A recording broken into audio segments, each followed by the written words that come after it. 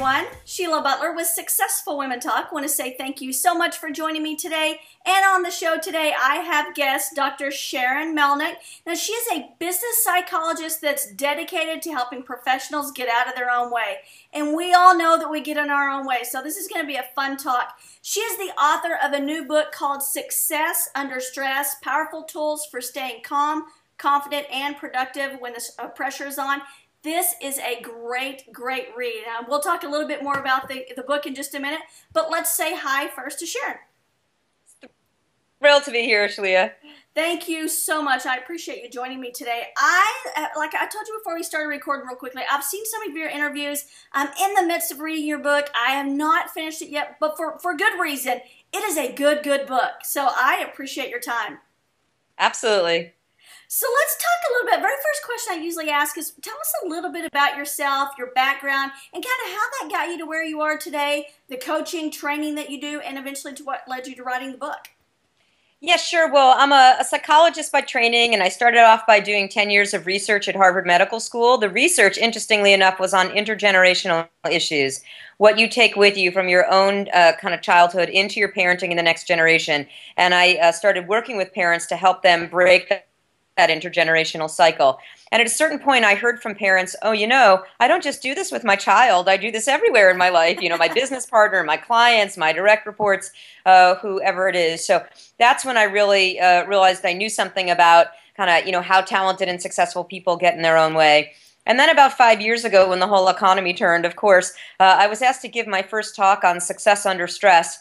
And I said to my colleague from college who asked me, and I said, well, the only thing I really know about stress is like how to cause myself and the people around me like a lot of it.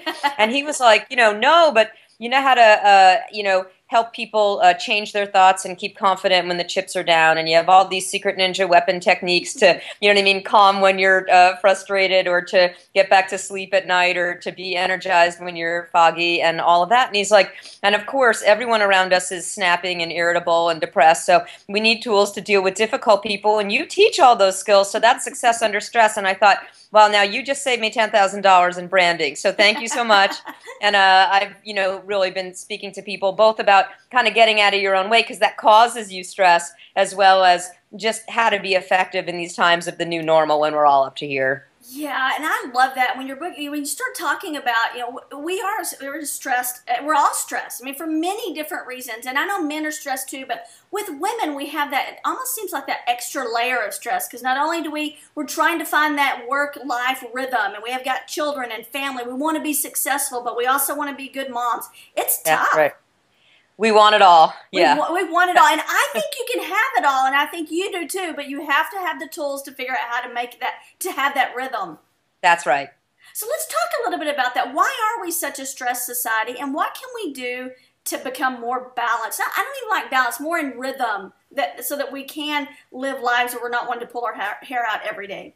Yeah, well, I think the issue when you say rhythm, I think it's more one of control, because, we only feel stress. We literally only have a stress reaction when we feel like situations are out of our control. So, of course, the more we control, the less we are going to experience that stress, even if it's a lot.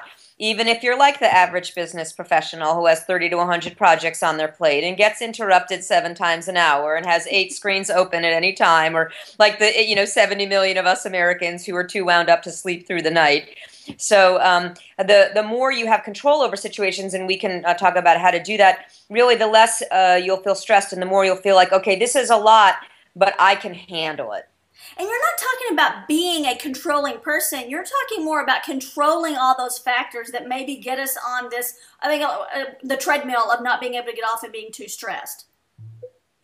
That's absolutely right. That I encourage people in any situation to kind of divide any challenging situation into the aspects that you can control. I call that your 50%, and then the aspects that you can't control. And literally, you will have a stress reaction anytime that you're focused on the things that are out of your control. So you just want to really focus on what it is that you can control. I call this be impeccable for your 50%.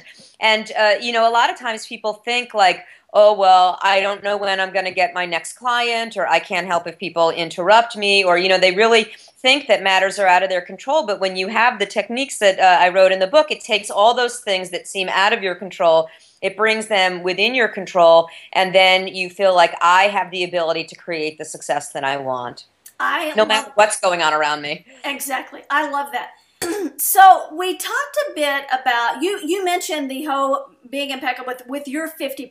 Let's talk a little bit more about that, because I'll be honest and say that I am one of those people, I'm a little bit reactive. So I don't stop and do the breathing technique that you talk about. And I just react sometimes. And I know that that's in my control. So I have to be better about it. It's not everybody else's. It's my fault. I need to be in control of that. Let's talk a little bit about that. Sure. So give me an example. Are we talking about with a difficult person, or are we talking about in that moment of overwhelm when you get your 100th email? Like, give me some examples so I know which technique to give you. I'll give you two. So one's a business just not knowing, I mean, I'm just getting started with a new business, sold one a couple of years ago. So how am I going to build that clientele? How am I balancing my family? I'm now a mom of two, and one of those kids has special needs. So it's tough. And sometimes I'm like, I just want things to be easier. Yes, we all do. And I think it is harder these days for business owners or to get started in terms of, the sales cycles can be longer, or it's harder to get funding and all those things. But I think that there's so much within your control. Like, the more that you can really articulate your value to your prospect upfront in a compelling way, fast, the more that people are going to be wanting to work with you, the more that you can differentiate yourself from other people who either say it is that you do, or if you can have kind of what we call a motion strategy, where you're sort of doing something that's different from what other people, and that really, the more that you can do something that is to solve a problem that is expensive and urgent for people, so I think that this is in your, not your control, but all of our control, rather than just sort of saying like, well, I want to be a coach, or I want to be a financial advisor, and not doing your homework to really distinguish yourself, the harder you're going to make it for yourself when you go to networking events or, seminars, etc. So those things, the way that you position yourself, the way that you describe yourself, the more that you can get into the minds of your prospects so that they're saying, oh my God. And I hear this from people when I speak all the time. You're in my mind. How do you know what goes on in my mind? Do you follow me around all day? So the more that you can do, and that is within your control, to focus group and hear from your clients, etc., the more you will make it easy for yourself. So, that's one thing. And then it's always tempting to kind of want to do it all and to wear all hats. And maybe we don't feel like we can afford that person to help us. But I think what we do is that, again, this is within our control. We kind of pile it all on top of ourselves instead of really thinking through our priorities and thinking like, what's the first thing that I can do to sort of get some traction, to get some money in the door that I can then leverage to maybe bring in someone to help me, etc. So I think it's like all that strategic thinking that we, just like you said, we kind of hope if we just hang up the shingle, like it will just happen and it will be easy, but really, all that kind of homework that you could do that's within your control, you can make it a lot easier for yourself. So I sort of say clarity is your best time management tool. And the more that you can have clarity on all those things, the more that you're going to be able to, kind of focus. So that's one thing. And then if it comes to difficult people, when you kind of react, and we all do that, we get emotionally hijacked. Then there's a technique. So there's a breathing technique, right? That's on page 183 of the book. And when you get frustrated or impatient or angry, you know what I mean, at some difficult person who's driving you nuts, then it's a very heated feeling in our body. We even say things like, oh, my blood was boiling, So what you want to do there is that you want to cool down your physiology, literally, which will help you hit that pause button, that edit button. So like you were saying, if you react. So the technique is cooling breath. So I want you to try it along with me now, Julie, okay? So you're going to breathe. It's a reverse breath. You'll breathe in through your mouth with a sipping kind of motion, as if you were sipping through a straw. Okay. Very good. And then breathe out through your nose, normal breath. And try it again. Very good. So as you're trying this, let me just ask you, are you feeling a cooling and a drying sensation over the top of your tongue? Yes. That's excellent. Okay, very good. Then you're doing it right. And so what you're doing there is that you're detoxifying your liver, because that's where anger and frustration build up. And then they set us on a kind of a course of staying emotional and, of course, getting hijacked. So we may even create more stress for ourselves by reacting in the moment and then like having to regret and, stay up at night, oh no, what did I say? How do I fix this? So anytime you notice yourself getting frustrated or impatient, angry, you just go right into your cooling breath. Can you literally feel how it kind of cools you down? Yeah, it really does. Very good. And the secret ninja weapon aspect of cooling breath, particularly for women, is that it not only will it calm you down, it will calm the other person down as well. So this is like definitely your go-to, technique. Teach it to your children, to calm themselves down. It will change the dynamic at the dinner table. I kid you not, I stop fights on the New York City subways all the time. From across the car, I just go right into my cooling breath. You know what's funny is that, so I have a 4-year-old and a 3-year-old, and my 4-year-old's going through some things at school, and he gets upset. He has a short temper as well. Although with them, I'm really good. I'm really patient with them, which is amazing. No one thought I would be. But so we're teaching him, instead of getting upset, to slowly breathe and count to 10. So it's funny that I teach him that, but when I get upset in a situation, I don't count. And I will look at him sometimes, and he's over there, and he's got his eyes closed, and he's counting. I'm like, I need to learn everything to run my business in my life. I can learn from my 4-year-old. Yeah, there's a book there for you, Shalia. But, exactly. But I think that's right. And what's funny is that I do tons of training for, women's leadership networks and women entrepreneurs. And I teach them so many skills from them. I just walk around all day long doing the cooling breath preemptively because people just piss me off all day long. So this is very handy for women. I love it. Well, let's talk about this. You talk about in the book turning obstacles into opportunities. So, you hear all the time, mind over matter, mind over matter. So let's talk about that, turning obstacles into opportunities. Sure. And did you have any specifics, or do you want me to give you some examples? Maybe you just give us some examples. So like just one example is, I coached a woman who was the head of a nonprofit organization, and they do educational curriculums for kids in developing countries. And they've had wild successes. I mean, they taught 5,000 kids at Shakira's schools in Colombia. Cool stuff. They partnered with the UN. She was making the rounds all over the world trying to get funding. Zippo, couldn't get traction. I mean, every nonprofit out there, just as an example, is trying to get funding, as well as us for-profit, companies. So she was at the end of her rope and ready to kind of give it up, even though she knew she had something that was really good for kids. So she took that obstacle, she turned it into an opportunity. She said, you know something? We'll fund it ourselves, and we'll charge for the curriculum rather than waiting for donors. So what they did is they took the information, they put it into a mobile learning application.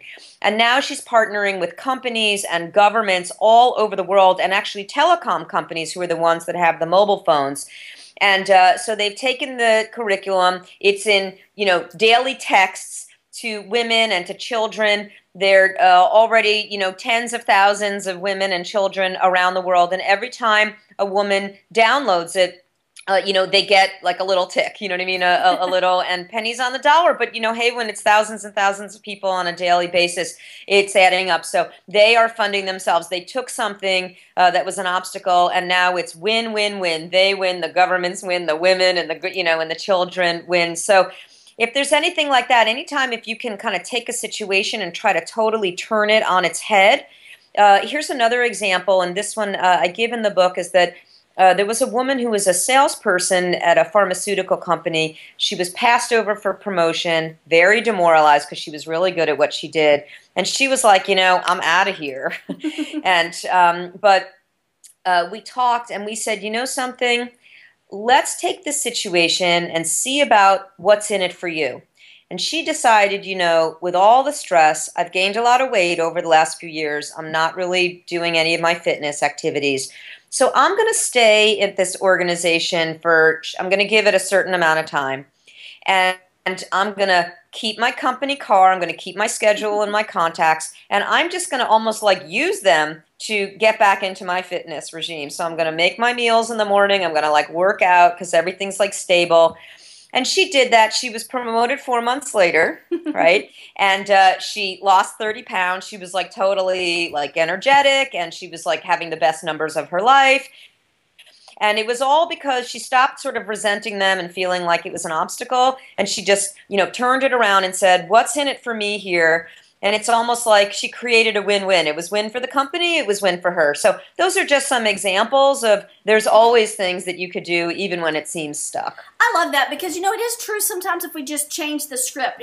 About a year ago, I started telling myself, instead of saying, I don't have enough time to do something, I now say I didn't make the time to do something. And that totally changes my perspective on things.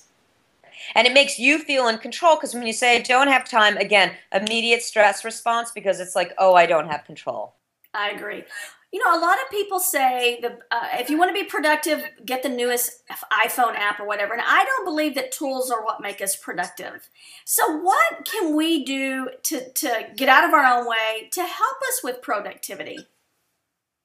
Yeah, oh, well, there's so many things that you could do. So it's really, I don't think of it as stress management. I think of it as self-management, right? So there's so many things that we could do, like getting clarity, like we were talking about earlier.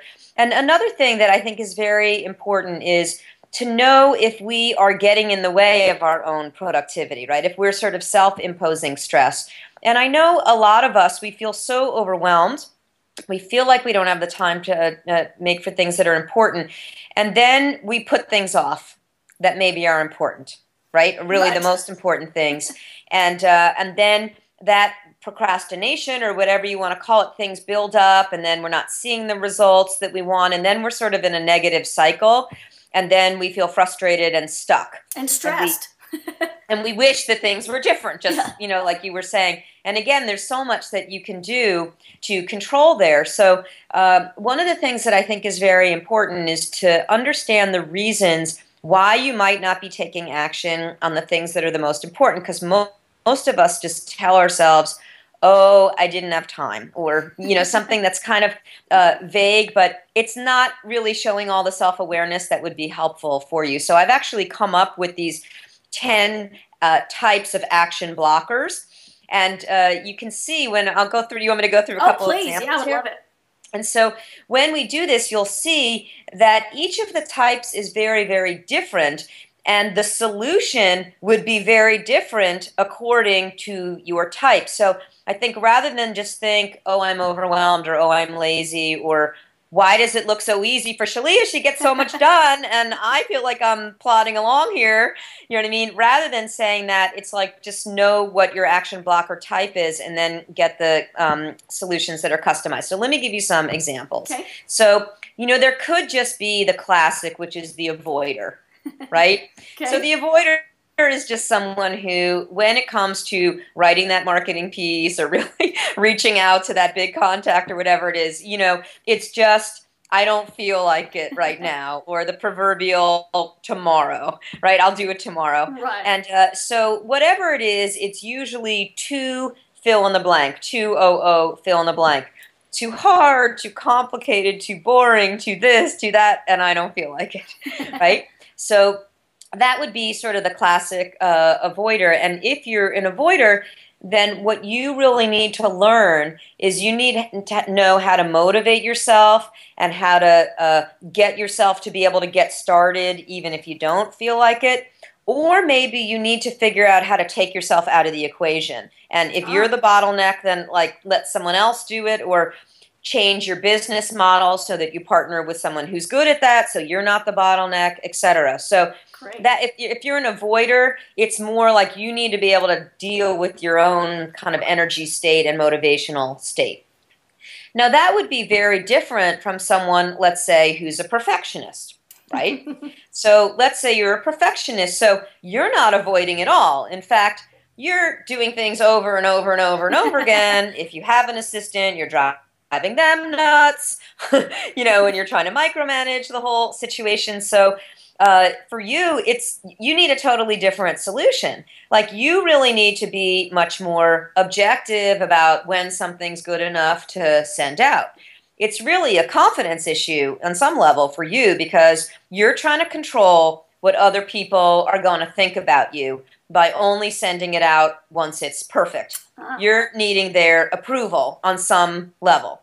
And so the solutions there are really for you to, again, develop that objectivity about whether it's kind of the thing, the deliverable is sort of fulfilling its purpose and so therefore is ready to send, and whether it's your own stuff that's just making you keep going and going, or whether, no, legitimately, you're sort of not there yet. So that would be a totally different solution, which of course would be totally different as well from someone who, let's say, is a learner. So if you're a learner, then you keep thinking to yourself, oh, I need to learn more. I don't know enough. I need to go to another seminar, or I need to, research all over the internet before I can get started on this one thing. So you see, it's a totally different issue. And then you're all stuck in the overload, and you're sort of, the spinner is a related action blocker type where you have, too many balls in the air, and you're trying to be all things to all people. And so there, your issue is really about focus and being able to figure out what's most important, being able to make a decision about what to, proceed on, etc. So these are just maybe 4 of the 10 action blockers, and you could see that there's a lot of generic advice out there that's like, start with the hardest thing first in the morning, first thing in the morning. And it's like, great. And if that works for you, like, good on you. You know what I mean? Like, go for it. But if you're any one of those types, if you're an avoider, you're like, I'm avoiding at 5 a.m. just as much as I am at 5 p.m. That's a great point. And if you're a perfectionist, you're like already up at 5 a.m., like doing it over and over again.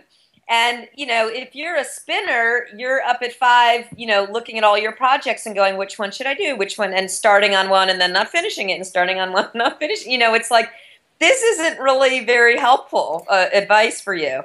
So, and in fact, if your viewers want to find out what action blocker type or types they are, I have a quiz for them that they can go, and then they get their customized results, and it shows the solutions that they need. We will love it, and I'll link that up in the show notes. I think that's terrific, because it is true. There is a lot of generic information out there, and I think sometimes we consume that information, think it's going to fix our problems, just like thinking a phone app's going to fix your time management productivity, and it's not. You've got to be specific on who you are, what your issue is, and then work on those. That's absolutely right. So the URL there is it's SharonMelnick.com /action quiz. Okay, SharonMelnick.com /action quiz. And that's where people can go and take it for themselves. It's a lot of fun, and it is very quick. Perfect. We will link that up. I think it's good, because when you were mentioning some of those things, I was, oh, that's me. Oh, no, wait, that's me. Oh, hold on. Some days that's me. Well, people can be multiple types. And the thing is that you want to know in the moment, like, what's setting me up here to block myself from taking action, because that's going to help you to know how to become an action taker in that situation. I love that. Hey, let me ask you, if someone wanted to, let's say we want to give somebody just a few action tips that could help them maybe decrease the stress in their life, what would be some takeaway things you could give them that they could actually apply this afternoon when they go into that meeting this afternoon, or when they're dealing with whatever this afternoon, that they could actually put those into place, other than the breathing technique, which is awesome? What are a couple of other things that they might be able to do to help maybe relieve? Sure. Do you want to give me some scenarios? Because I want to give you something that would be specific. And most of our listeners are mompreneurs, so they're balancing both, and most are online business owners, so they're balancing online businesses plus the family. And so I think it's the mix of both, working at home by themselves. I think that sometimes leads to a whole different set of issues and pluses as well. But so maybe some of those scenarios. Sure. Well, one of the things that could be helpful is that if you're a mompreneur, you're kind of doing it all, and you're going, pushing from the moment that you wake up until the moment that you sort of like fall exhausted into bed. And so one thing that could be helpful is, instead of just kind of pushing all day long and one thing that bleeds into another, is to do an approach to your day that has been proven to help you have steady focus throughout your day and actually go into your evening with 30% more energy. So it's a pattern of kind of a sprint recovery approach to your day, and this is research that's come out of the Energy Project by Tony Schwartz. So we all start our day at about 9 a.m. With about 90% of our mental capacity and energy. And by the time we're at p.m. So if we're doing that like go, go, go, push, push, push all day long, we're at about 30 to 40% of our energy and mental capacity. But if you do this sprint recovery approach, where you are kind of intensely concentrating and really giving your best for, let's say, 90 minutes or so, followed by a brief period of recovery. And that's why in the book I have a little chapter where there's 1 minute or 3 minute or 5 minute things that you could do to kind of, replenish yourself or clear away all the buildup. And then you can go back at it for, let's say, 90 minutes, then maybe a brief healthy snack or lunch, etc., or maybe exercise or, breathing techniques or meditation or things that really rejuvenate you, etc. When you get to 5 p.m., you're at about 60 to 70% of your mental capacity and energy level. So which would you rather be, finishing up that last email and kind of transitioning into your dinner time with your family, Yeah, so, because when you get home, kids don't want a stressed parent, right? And unfortunately, we live in that world that we come home and we just bring all that stress with us. That's absolutely right. And in fact, there was a study that was done about 10 years ago, 2002. So you can only imagine how much worse it is now. Yeah. And the Work Family Institute interviewed kids, and they asked them, what's the number one thing that you want from your parents? And they said, for them to come home less tired and stressed. Yeah, I could see that. So you're absolutely right about that. So I think that that's one thing that you could do. Another thing that you could do is you could maybe take control of your own interruptions and distractions, right? So which come in, the average one of us is interrupted 7 times an hour. We can spend up to 2.1 hours a day on distractions. So it really can be significant and add up. So like we've been talking about all along, it seems like interruptions come from other people and we can't control them, but actually there's so much more that you could do because you can control your response, right? Absolutely. And, simple things like turn all the notifications off from Facebook and Twitter and text. And those things are interruptions as well. Email. Yeah, that's right. It's funny because there was a study done by the University of Chicago last year, and they found that people reported that their addiction to email, Facebook, and Twitter was harder to resist than smoking and alcohol. Wow, that's serious. And, it is. I could see that because it becomes addictive. You pick your phone up and automatically I'm guilty of it. I saw something on Facebook the other day that was on Facebook. Here I go on Facebook, and it was a mom at the park, like on her phone. And I said, I've been there, I've done that. So now I consciously put my phone away when I'm at the park because even if they're not paying attention to me, I need to really try and be there in the moment with them. That's absolutely right. And in fact, this multitasking thing, and women pride themselves on it that we're better at it than men, which is true technically speaking, but actually none of us are really capable of multitasking because literally there is no such thing as dividing your attention in that way. We're literally only capable of, as human beings, of kind of putting our focus on one thing at a time. So we're switching very rapidly. And when you do that, you lose up to 30% of your efficiency and you have very little memory. So I think in those situations, you really want to be deciding like what really is important and what do I want to put my attention onto. And then you equally have to create those uninterrupted times for when you're giving your best to your work. But really better to put, even if it's 30 seconds, put your whole attention on your child or on the task or on them on the playground and then switch fully to the next thing rather than, kind of having your attention on everything at the same time, which actually creates stress and circuits overload. Yep. I agree. I have this discussion with my partner all the time. She's convinced that she's the best multitasker in the world. And I'm like, it's just not good for you. You're really not. You're just, I'm really good at it. No, you're not. You're just paying attention like this. Yeah. Yeah. And it's a little bit like drunk driving. You know what I mean? We sort of pride ourselves like, no, I can do it. I'm good. But you have no idea that you're not there. You know what I mean? I love that analogy. Sharon, I really, really appreciate your time. I want to say, if you guys have not read this book, and maybe some of you have, it is worth the read. I was admitting that sometimes I interview so many authors, sometimes I scan books more than I read them. I'm taking my time on this book. It is really good. And it's like you said, I feel like you wrote this for me. You did a really good job with your marketing because you're in my head. That's great. Well, everybody just needs these skills these days, and I appreciate that you're having that experience, because I really tried to give very practical skills that you can do all day long, no matter what the situation. And so I can't wait to hear how it works for you. I love it. And listen, if someone wanted to connect with you, where would you want to send them? Sure. You can contact me through my website, SharonMelnick.com, SharonMelnick. And again, if you want to take that action blocker quiz, it's just /action quiz. Terrific. We will link the website up, the quiz up, and the book up in the show notes. I certainly appreciate your time. Such a delight, Shalia. Thank you. Thank you. You know, the world needs you, so don't underestimate your greatness. If you liked today's episode, you can spread the word by using the share buttons on the side. And if you want to learn how to simplify your life and your business, join the community and get our free updates directly to your inbox.